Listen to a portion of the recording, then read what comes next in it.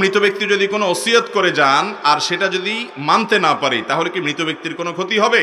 মৃত ব্যক্তির ক্ষতি হবে না, কিন্তু আপনার ক্ষতি হবে। যদি কেউ ওসিয়ত করে যায় জীবদ্দশায়, আর তার ওসিয়তটা ওয়ারিস হিসাবে আপনার পালন করার যদি ক্ষমতা থাকে, তাহলে সেক্ষেত্রে সে ওসিয়ত পুরা করতে হবে।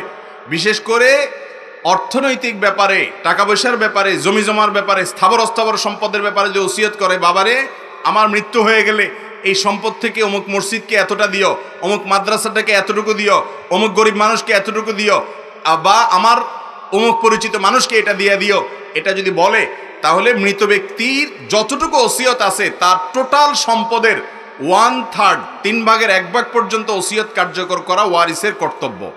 ফর এক্সাম্পল, আপনার বাবা দুনিয়া থেকে যাওয়ার আগে ওসিয়ত করে গেছেন, যা ওসিয়ত করে গেছেন সেটার ভ্যালু, সেটার দাম, মূল্য দাঁড়ায় হলো 2 লাখ টাকা, আর উনি টাকা রেখে গেছেন 10 লাখ টাকা।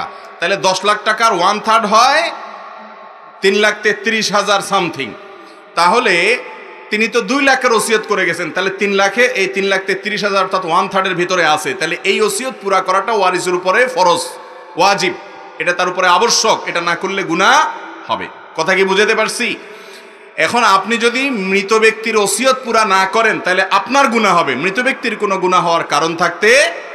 তবে মৃত ব্যক্তি যদি কোনো অন্যায় ওসিয়ত করে, যদি বলে বাবারে আমি তো মরে যাচ্ছি, আমার মরে যাওয়ার পরে তোমরা এখানে একটা সিনেমা হল বানাও, কথার কথা, এমন একটা ওসিয়ত করে ধুয়ে গেছে যে ওসিয়তটা অন্যায় ওসিয়ত, হারাম ওসিয়ত, তাহলে সেই ওসিয়ত পুরা করা ওয়ারিসদের জন্য জায়েজ নাই। কিন্তু বৈধ ওসিয়ত করলে সেটা পূরণ করার চেষ্টা করতে হবে যদি সাধ্যে থাকে। তার নিজের সম্পদের ব্যাপারে ওসিয়ত করে গেলে ওয়ারিসরা সেই সম্পদের ব্যাপারে গড়িমসি করতে পারবে